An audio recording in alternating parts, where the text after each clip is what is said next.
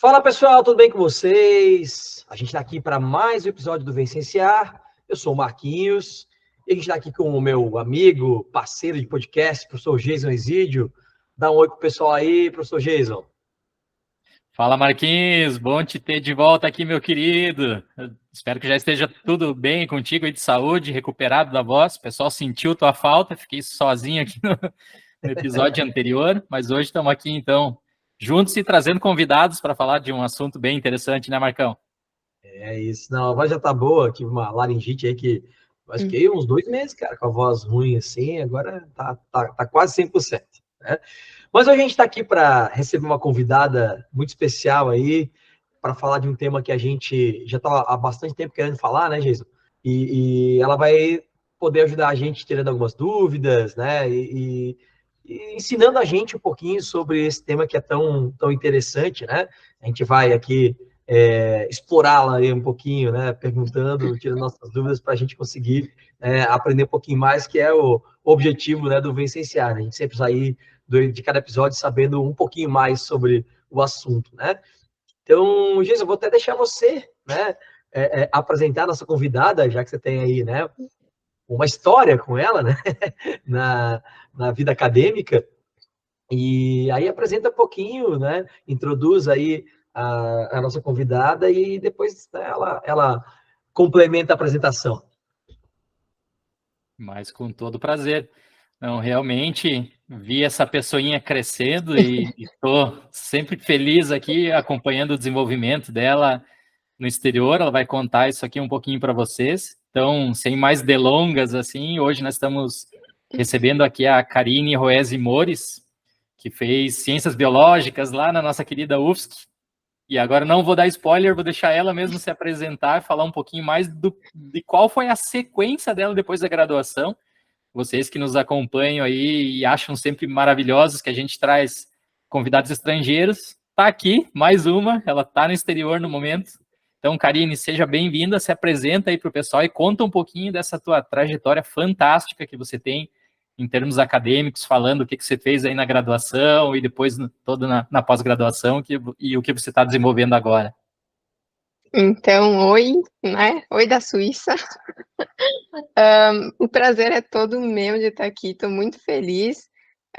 O Jason foi meu primeiro orientador, da minha primeira iniciação científica, foi meu orientador do TCC, e eu acho que mais do que nunca hoje eu percebo a importância, Jason, que tu teve na minha história, assim, um impulsionador incrível, porque eu acho que muitas vezes não se dá conta como as pessoas que cruzam o nosso caminho fazem a diferença, né? Que eu não tinha nada traçado, assim, na minha cabeça do que eu faria depois, e se é que eu continuaria, e para que lado que eu iria.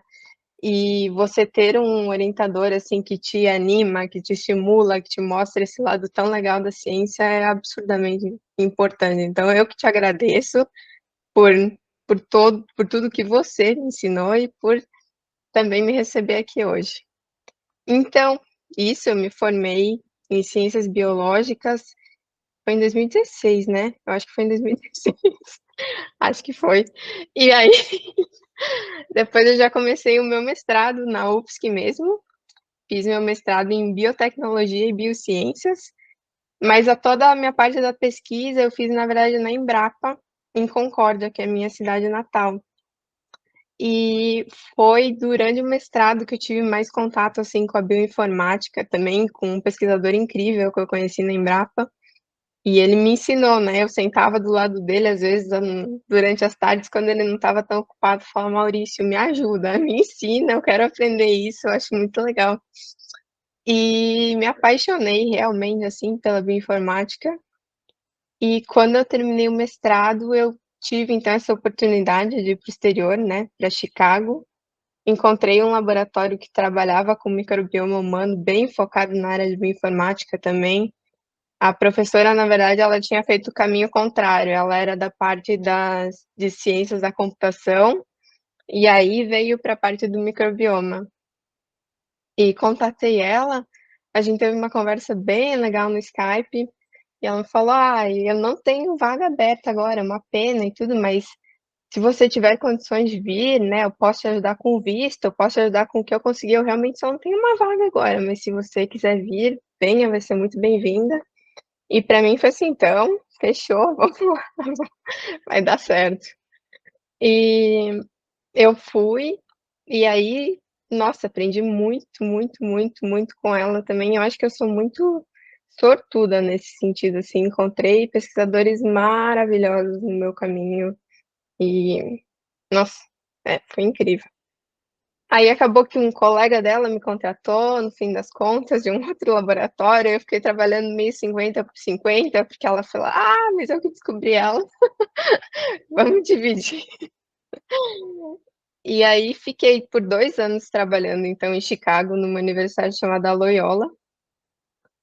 E aí, nesse meio tempo, veio a notícia que nos mudaríamos para a Suíça. E eu me pegou meio de surpresa, assim, que eu já estava super acostumada com Chicago, apesar do clima. E aí eu pensei: "Tá bom, vamos lá de novo".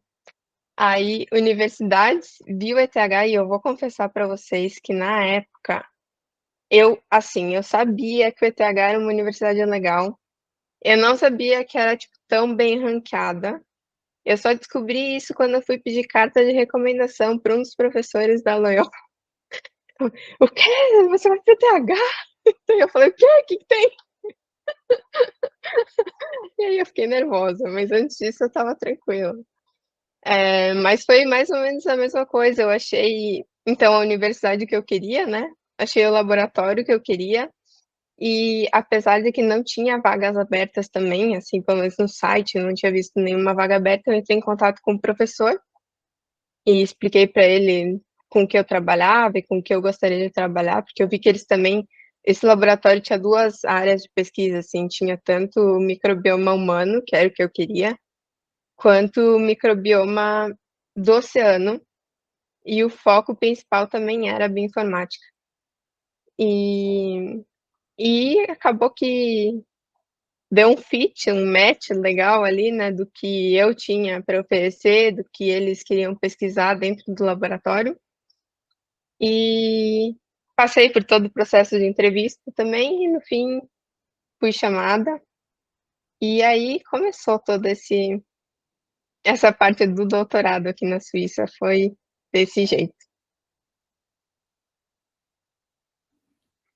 Realmente, você está em Genebra, certo, Karine? Zurique. Ah, Zurique. Bueno. Uhum.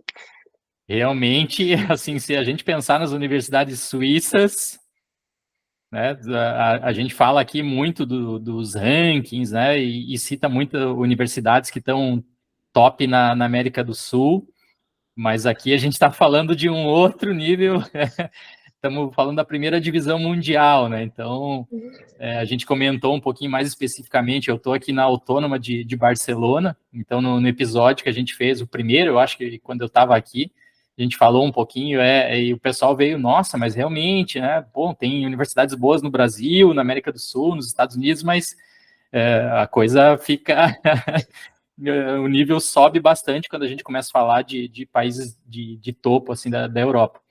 E aí, eu acho muito interessante essa tua história, e para quem não sabe, a Karine tem contado bastante essa história lá no Instagram dela, né, tem propagandeado que é possível para os estudantes, para as pessoas que tenham boa formação, brasileiros, né, que acreditem no seu potencial, que podem chegar também a estudar essas instituições todas. Mas certamente não é assim, né, pessoal?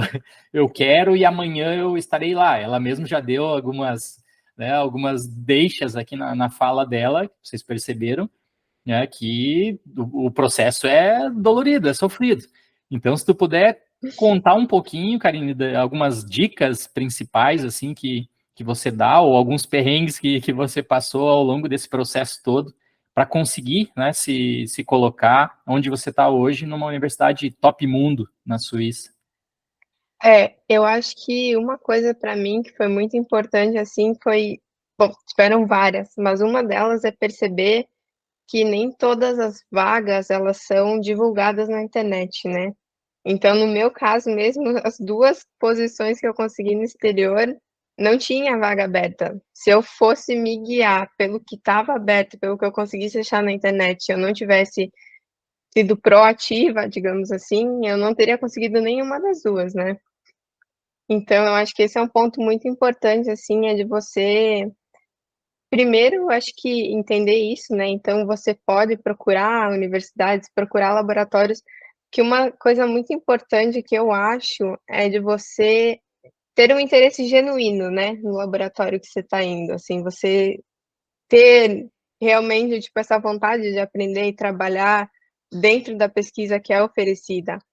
Então, para mim não foi difícil, digamos, escrever um e-mail, escrever uma carta de motivação falando o porquê que eu queria trabalhar com aquilo, porque eu de fato queria trabalhar com aquilo, né. Então foi muito natural, assim. Mas realmente, eu vejo que, por mais que concordo 1000%, assim, a nossa educação no Brasil, o nosso treinamento, eu acho incrível. Infelizmente, a gente sabe que muitas vezes falta recurso, né, não é falta de conhecimento, mas muitas vezes é falta de recurso, né, para conseguir fazer uma pesquisa mais de ponta, assim, digamos. Então, tem esse lado indo para fora, assim, que o recurso acaba já não sendo mais um fator limitante para ti, né. E com isso, você consegue não só desenvolver a tua pesquisa, assim, sem ficar limitado por termos de orçamento, mas também o fato, eu acho, de você conseguir começar a ir para fora ou ir para conferências, enfim, coisas nesse sentido, e fazer um networking e começar a conhecer mais pessoas que vão abrindo, assim, esse leque, não só de você ter mais contatos para um próximo passo na tua carreira, mas também para começar a entender mais, aprender mais com as pessoas também, né, o que essas pessoas que já estão no exterior fizeram, né, como elas veem tudo isso. E para mim foi realmente assim, saindo do Brasil, eu também tinha essa crença, assim, um pouco de tipo: "Ai, eu sou brasileira, eles vão me ver diferente". E sim, eles me viram diferente, mas num ótimo sentido, assim, porque apesar de todas as limitações que a gente tem dentro do Brasil, a gente faz uma pesquisa muito boa, nós somos extremamente dedicados, né, de buscar conhecimento, de sermos proativos, de acharmos soluções para as coisas. Eu acho que isso também é uma, então, é isso, assim, eu acho que muitas pessoas têm essa certa inibição de pensar: "Ai, mas é porque eu sou brasileira", mas eu acho que muito mais conta a nosso favor do que contra a gente, sermos brasileiros. É engraçado, né, Karine, porque quando a gente pensa em educação no exterior, né, principalmente nos grandes centros aí, Estados Unidos, né, que você teve essa oportunidade, né, na Europa que você está agora e tal, a gente sempre pensa, não, a educação é muito melhor lá. Só que eu sempre comento com os alunos que se você pega o ensino médio, compara com o high school americano, o nosso é muito mais aprofundado, né? No high school americano, a coisa é muito mais superficial, né? Eu tenho alunos que fizeram, né, tipo, segundo ano comigo aqui e vou fazer um terceiro ano nos Estados Unidos e falam, Marquinhos, é piada lá, parece coisa de ensino fundamental. E na graduação também, né, a gente aprofunda, tem uma formação muito legal aqui no Brasil, principalmente nas federais. Só que aí a coisa inverte quando chega no mestrado e doutorado, né? No mestrado e doutorado, acho que, e aí eu queria, exatamente a minha pergunta para ti é assim, você acha que quando você pensa em mestrado e doutorado, né, nas pós-graduações aí, stricto sensu, Karine, a gente tem uma diferença muito grande, que você pensa aí do que você fez, né, o mestrado nos Estados Unidos e o doutorado tá na Suíça agora. Você acha que, comparando com o que a gente tem no Brasil, a gente fica para trás mesmo ou dá para equiparar? Então, só para falar, na verdade, o mestrado eu fiz no Brasil ainda, então a experiência de mestrado eu não tenho fora. Mas hoje eu tenho vários alunos de mestrado aqui no ETH, então eu sei mais ou menos qual é o caminho deles, por exemplo, ou também tive contato com mestrandos e doutorandos dos Estados Unidos, né.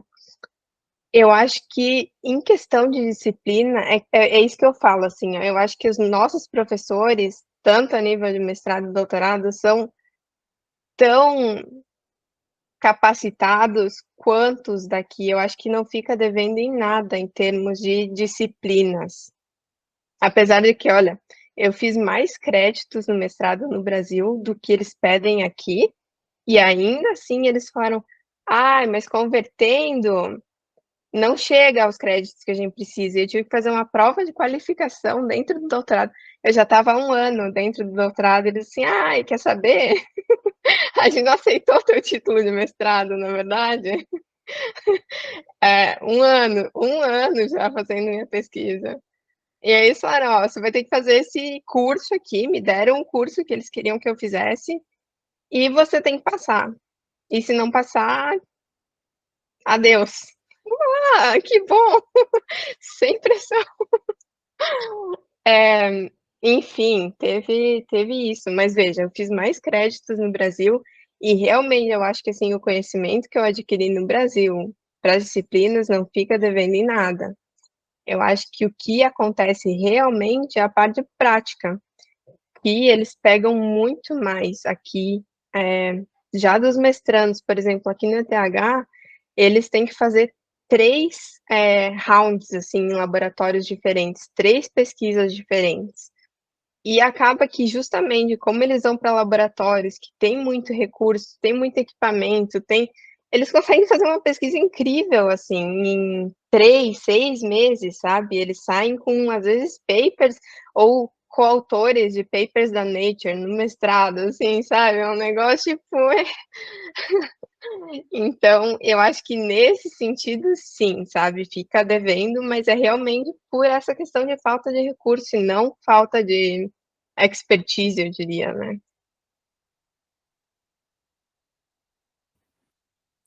Realmente, a gente estava conversando aqui antes de começar a gravar, eu estou saindo aqui da defesa de doutorado da Ariela, então um beijão até para a Ariela, agora doutora em farmacologia, e a Ariela teve uma experiência, ela já teve no episódio aqui falando de microbiota, mas ela teve uma experiência recente no Instituto Karolinska, na Suécia. Então, assim, tinha um pesquisador que trabalhou também lá no Karolinska, na banca da Ariela, e ele falou basicamente isso que a Karine contou para vocês agora, ou seja, assim, a gente tem uma massa encefálica, né, bastante boa, porém falta realmente recurso para, né, fazer esse pessoal novo aí, como a Karine, desenvolver todo o potencial deles. Então a gente acaba treinando eles nos perrengues, né, para resolver problemas, para pensar muito bem. E aí quando eles vão para fora e têm a possibilidade de ter, né, a Ferrari na mão para Hum. brincar, realmente eles desenvolvem pesquisas super fantásticas, né? Então, assim, só que também tem diferença, né, Karine? Eu acho, você pode falar de repente especificamente das tuas experiências, mas no Brasil é muito o financiamento das federais, né, que basicamente fazem a pesquisa no Brasil, ela é muito dependente dos governos.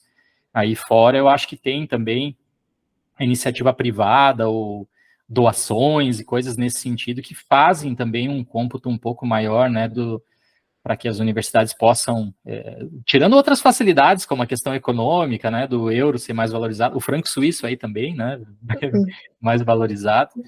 Então, né, você pede um reagente, a proximidade das Uhum. indústrias, né, você pede um reagente, no outro dia está na tua mesa, no Brasil tem que importar e tem que passar pela Anvisa, tem um monte de coisa que acho que você tem muito mais experiência do que eu, mas que junta tudo isso num pacote e aí realmente prejudica, né, a capacitação que a gente consegue dar para o estudante de pós-graduação aqui no Brasil, né? Ah, com certeza. Eu acho que eu sei que nos Estados Unidos mais, tem muito isso de doações, assim, de ex-alunos bilionários que fazem doações bilionárias para a universidade, assim. Aqui no ETH, como funciona é que cada professor, eles já ganham um tanto do ETH para manter o laboratório, então, tipo, um mínimo, assim, eles já têm, da universidade mesmo. E aí o que acontece é que acaba que eles escrevem muitas grants, me ajuda? Como se fosse o projeto, né, no Brasil. Isso. E aí acaba que também tem várias instituições e fundações aqui que têm também bastante dinheiro para poder ajudar, né, para pesquisa mesmo. Então, realmente o que acaba acontecendo é assim, aí a gente tá com esse tanto sobrando desse grant que tá fechando, o que a gente precisa comprar?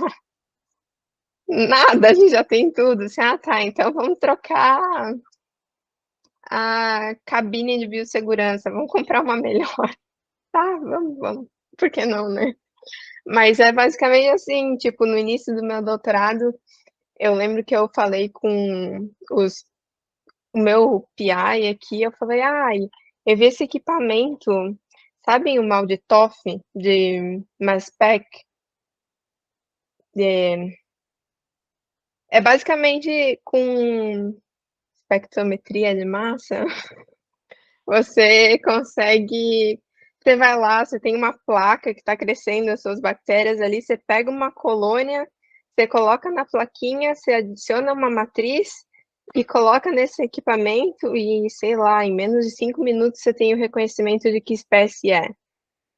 Então, é tipo um negócio, assim, incrível, fantástico. E eu falei: acho que seria muito interessante se a gente conseguisse, mas eu falei assim, né, vou jogar aqui na roda essa ideia, né. E eles compraram, entendeu. Então, tipo, sei lá, meio não, eu nem sei, são vários milhões de francos e estava lá, sabe, sei lá, uns 2 meses, estava lá. Então, e tudo, assim, realmente, tipo, dentro da minha pesquisa hoje, o tanto que a gente já investiu em sequenciamento, em comprar as cepas de bactérias que eu precisava para minha pesquisa, assim, é um negócio que infelizmente não não teria a menor condição em nenhuma instituição do Brasil que eu conheço, assim, que é mui é muita coisa. Eu ainda, mesmo depois de 4 anos aqui, eu fico às vezes, assim, impressionada, que nem tu falou, Jason, assim, é muito a facilidade, assim, às vezes, "Ai, tá, eu mandei sequenciar em algum lugar externo e 2 genomas não estão fechados, então vou sequenciar eu mesma aqui". Então, tipo, mesmo no laboratório a gente tem, plataformas da Illumina, a gente tem do Nanopore, que não é tão caro assim, né, mas os reagentes às vezes acabam somando. Mas, deixa que eu faço, vou sequenciar eu mesma e depois eu dou um jeito. Ai, não tem, acabou meu kit para extrair High Molecular Weight, DNA. Aí eu vou lá, entro, sei lá, 2.000 francos o kit, ok, eu mesma provo, no outro dia, tadá, tá lá, né. Vou lá, extraio, sequencio, no final da semana já tenho meu resultado, já tá tudo resolvido, sabe. Então, assim, é. Coisa linda. Tô lembrando que eu trabalho no laboratório de bioquímica, eu esperei 3 anos por um destilador que nunca veio. Só o destilador, só água destilada eu queria, mais nada. Nunca veio. Um abraço pro seu Carlos Henrique Lemes aí, que foi meu orientador lá na bioquímica. Coitado, sofria. Realmente é uma realidade completamente diferente. E eu acho que, para quem gosta muito de pesquisa, olha, pessoal, eu acho que tem que cogitar, pelo menos parte da vida, viver nessa realidade. Então, assim, uma mensagem que a gente quer deixar desse episódio é que vocês têm capacidade. Assim, a capacitação no Brasil de base ela é muito boa. Mas depois, para você chegar a ter essa experiência, vai ser muito, muito, muito difícil, né? São exceções no Brasil de super laboratórios vinculados a universidades estaduais ou federais, ou institutos de pesquisa, mas assim, não é a realidade, a gente não consegue, eu recebo, às vezes, carta de estudantes, até de fora do país, dizendo, nossa, que legal, eu vi sua palestra, seu rio, sei lá, seu podcast, posso aí trabalhar contigo com epigenética? Eu falo, olha, meu querido, eu estudo isso, assim, eu conto para a população, para a sociedade, mas infelizmente eu não consigo nem passar perto de fazer, né, imunoprecipitação de cromatina, essas coisas extremamente caras da epigenética, porque a gente não tem equipamento, não tem reagente. Então, no momento, a gente está mais dedicado a tentar manter os animais, né, essa coisa mais básica, né, comportamento, farmacologia, coisas bem mais simplistas. E aí a pessoa, às vezes, não entende muito bem, acha que eu estou querendo descartar o estudante, né, então eu tento falar de uma maneira mais polida possível, assim, de que, olha, considere ir para uma super universidade ou considere ir para fora do país, né, buscar grandes centros. E aí, acho que, Karine, chega num limitante que eu vejo, você, né, tem muito mais experiência nisso e pode comentar aqui, mas talvez tem muita limitação da pessoa ter um medo, assim, de, eu vou me arriscar fora do país, e o medo, ele vem, pelo que eu entendo, muitas vezes, porque eu vou estar sozinho, porque eu não conheço o lugar, as pessoas, e porque eu não domino o idioma. Então, o que tu pode deixar de dica aí? Realmente, assim, o pessoal tem que se qualificar pensando já lá na graduação, no mestrado, já pensando em ter um inglês bom, ou dá para aprender por aí? Como é que é essa história? Eu acho que nem eu disse, assim, eu mesma não planejava nada disso, né, mas eu acho que se a pessoa já entende, assim, que gostaria de fazer isso, vivenciar isso, quanto antes você começa a se preparar, com certeza é melhor, né, mais interessante, mais fácil para você. Mas deixar de viver isso por medo, por exemplo, de estar sozinho, eu falei até num Reels esses dias, você não vai ser o primeiro e não vai ser o último em qualquer lugar que você for, tentando ou fazendo esse caminho, né, não vai ser, você vai encontrar pessoas que também não são daquela região, que estão lá também em busca de uma carreira, de uma formação melhor, enfim, e muitas vezes você vai encontrar inclusive brasileiros, assim, foi a minha experiência, assim, não foi difícil encontrar brasileiros. E quanto ao inglês, eu acho que sim, né, ter um inglês básico, de você conseguir se comunicar é essencial, né, você precisa passar o que você está pensando e também entender, mas eu acho que as pessoas têm muito isso, assim, às vezes: "Ai, eu preciso estar com o meu inglês perfeito, assim, ou muito bom, num nível muito bom para conseguir sair", com isso eu não concordo, assim, porque eu acho que você vai aprender muito mais por imersão, vai ser muito mais rápido, inclusive, é muito mais eficiente, né, se você souber um básico e vir para fora, você vai aprender rápido. E, na verdade, de inglês perfeito também, eu fico indo em conferências, assim, e tirando quem é britânico ou americano mesmo, você vê que o pessoal não tem um inglês perfeito, às vezes tem cargos muito bons já, e tá tudo bem, sabe, você conseguindo passar a tua mensagem, explicar a tua pesquisa no fim do dia é o que importa, assim, né, então você não precisa ficar nessa noia, assim: "Nossa, eu preciso soar como um nativo", ou isso é muito da nossa cabeça, assim, e geralmente também porque a gente tem essa coisa de já se sentir inferior e não somos, né, como já discutimos aqui, não somos com certeza, então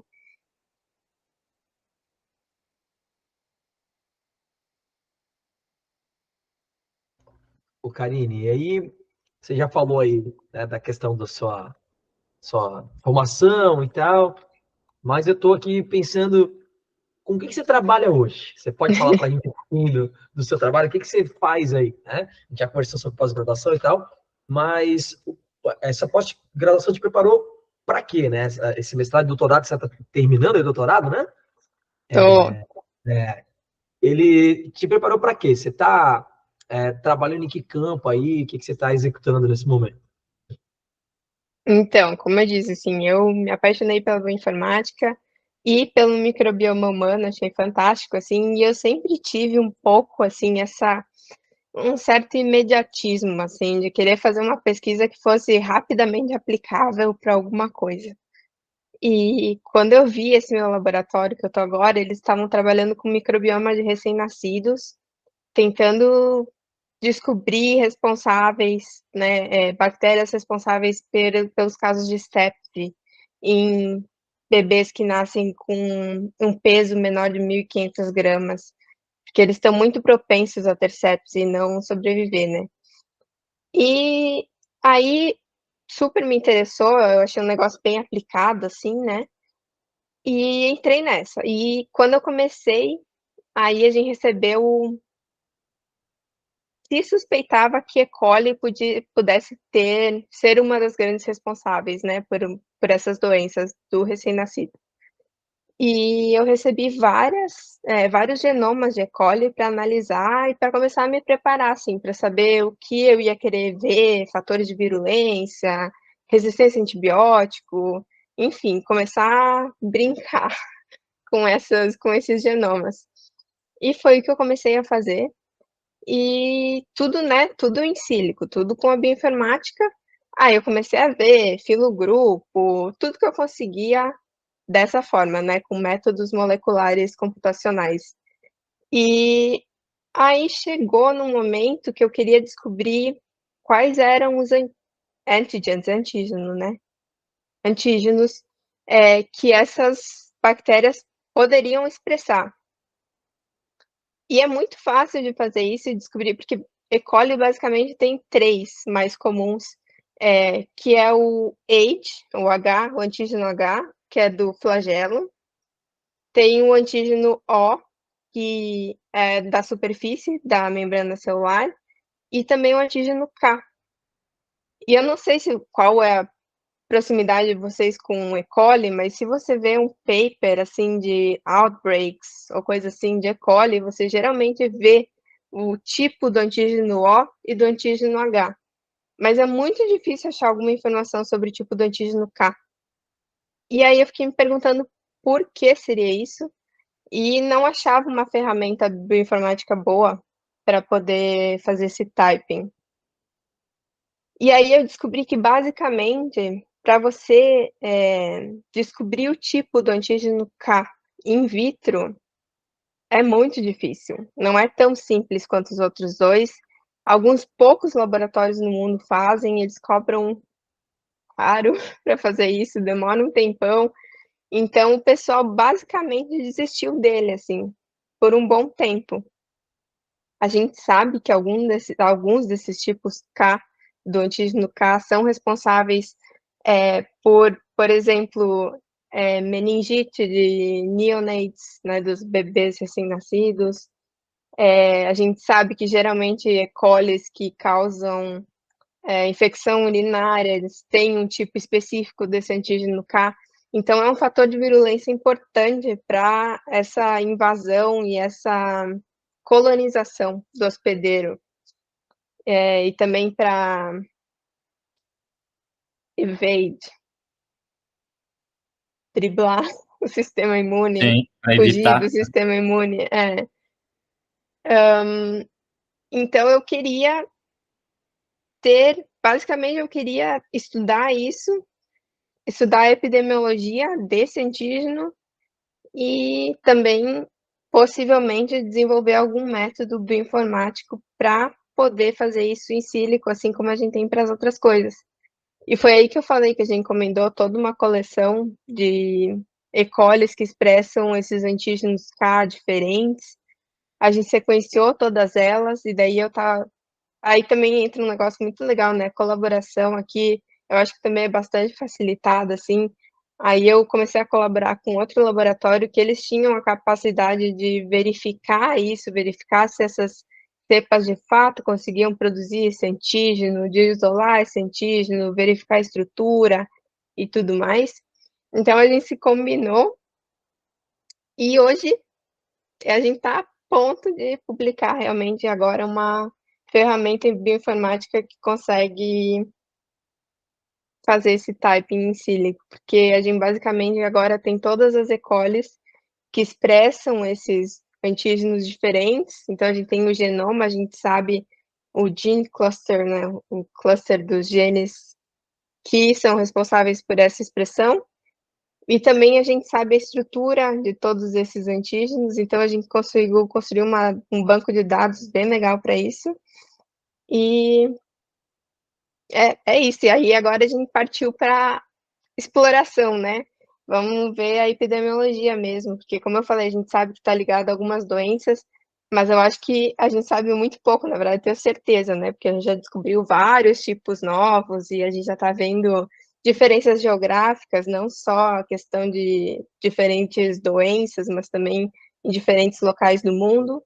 E já estamos testando vacinas também, que é muito legal, com outro laboratório também, né? Não é o meu, mas é um candidato ótimo para vacina, quando alguns tipos, com calma, assim, porque tem o tipo, por exemplo, que eu falei que causa meningitis, a meningite, ele é não imunogênico, porque a estrutura dele imita a estrutura que a gente tem nas nossas células neurais. Então, você não vai poder vacinar contra esses. Mas aí também tem phages que a gente pode usar para que conseguem ligar nesse antígeno, e daí a célula para de expressar e você pode vacinar alguma outra coisa, enfim. Então, bem legal, bem interessante, sim. Eu amo. Eu amo a minha pesquisa.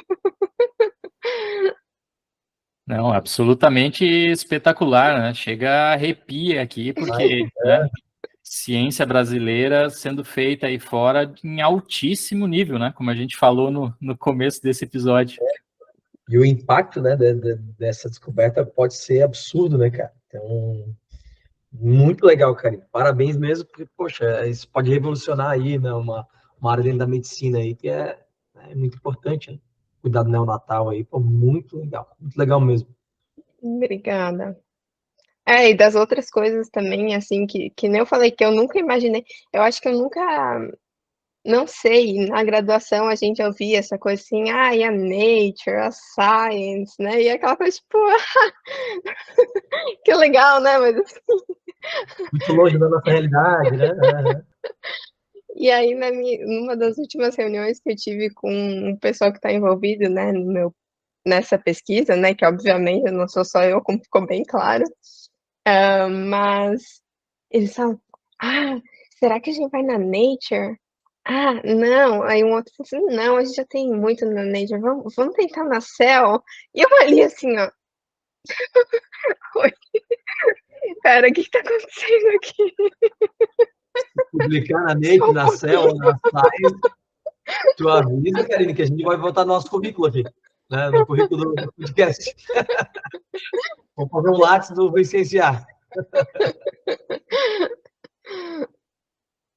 Olha, essa ideia nós temos que levar a cabo mesmo, o Lattes dos convidados do Vicenciar, porque olha, tem gente fazendo coisa potentíssima, né? Como a Karine. Karine, conta para mim nessa minha última participação aqui, porque além de tudo isso, além de se fazer uma pesquisa absolutamente fantástica, de ser tão novinha e já, né, ter uma carreira gigantesca dentro da ciência, tu ainda está conseguindo fazer agora divulgação científica e ajudar um monte de pessoas. Como é que tu acha tempo para fazer tudo isso? E como é que está sendo fazer a divulgação? Eu acho que, como eu disse, assim, desde o meu processo de buscar as vagas, eu acho que quando é uma coisa que a gente faz por gostar, assim, por realmente querer, sabe? Porque para mim é isso, assim. Eu comecei a ver muito no Instagram pessoas reclamando, até às vezes aqueles meio meme, assim, que é aquele humor meio sádico, assim, né? De tipo, da geração e como é que tá a situação e tudo. E eu pensei, caraca, né?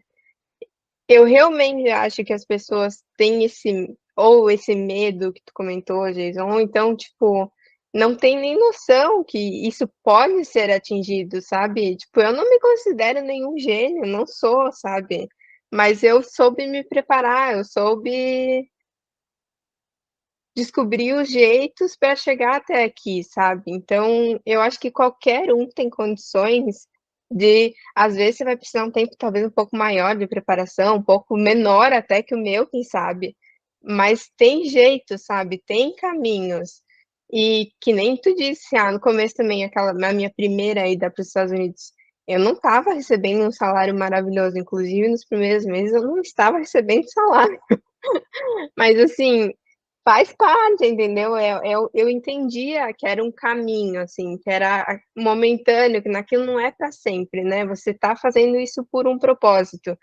E a mesma coisa se aplica agora ao meu Instagram e o que eu estou fazendo é, tipo, justamente assim, porque eu acho importante que as pessoas percebam isso e que às vezes consigam realmente ter caminhos melhores e oportunidades, assim. E mesma coisa também não é para sempre, né? Como tu disse, posso vir para fora, vivenciar isso e voltar, eu posso, né? Mas eu acho que é muito importante as pessoas saberem da possibilidade de vivenciar tudo isso. Então, né? Tô manejando aí, mas eu acho que é isso. Mas assim, quando você faz o que você gosta, é lógico, né? Tem momentos que fica corrido, que fica, parece que eu não vou dar conta de tudo. Mas tudo bem. Eu acho que também faz muito parte da nossa profissão, né, passar por momentos, assim, um pouco mais com aquela pressão e tudo mais, mas vai dar tudo certo. Ah, muito legal, Karine. Eu tô aqui, né, torcendo para essa pesquisa aí ser logo publicada, tô doido para ler. Ai, amém. Parabenizar pelo teu trabalho, pela tua trajetória na ciência e como o Geise falou, né, enche a gente de orgulho também, né, porque apesar de eu estar conhecendo a Karine hoje aqui, mas eu, né, o Geise já falou muito dela, já conversou, já estava lá há um tempo namorando para te trazer aqui, né, para o episódio, né, a gente sabe que quando você é ocupado e tal, então, primeiro te agradecer aí, né, pela disponibilidade de tempo, depois parabenizar pela tua trajetória, pelo teu trabalho aí, a gente está torcendo, né, para que seja logo publicado, que isso traga impactos muito favoráveis, né, para a ciência e para você também, né, que você tem os méritos. E, cara, assim, ó, te desejar muita sorte aí nas próximas empreitadas e esperamos que a gente possa te receber aqui novamente para falar de outras pesquisas e para falar de outros temas aí que você vai executar ao longo da tua é, é, longa vida de cientista que você tem aí, você ainda é muito nova e tem muito para contribuir. Então, já me despeço aqui, vou deixar o Jason finalizar aí contigo e agradeço a disponibilidade, muito obrigado e parabéns, tá, Karine? Prazer te conhecer.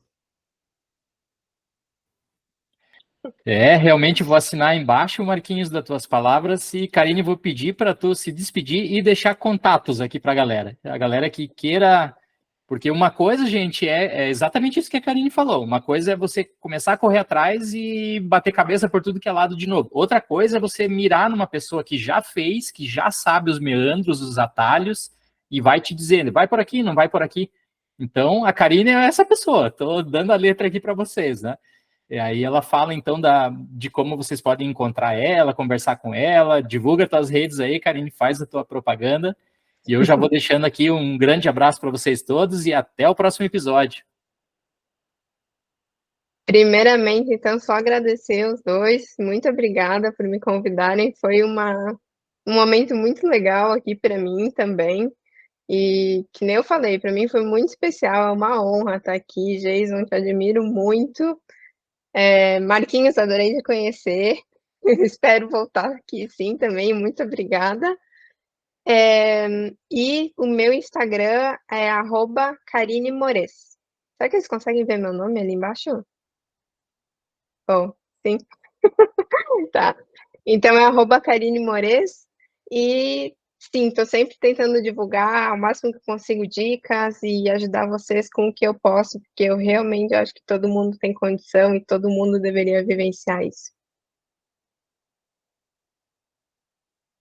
Então tá, Karine, obrigado mesmo, viu? Pessoal, obrigado. Até a próxima. Fiquem com a gente está sempre tentando trazer ciência de qualidade, descomplicada para vocês. Um abraço e até mais. Tchau, tchau, galera.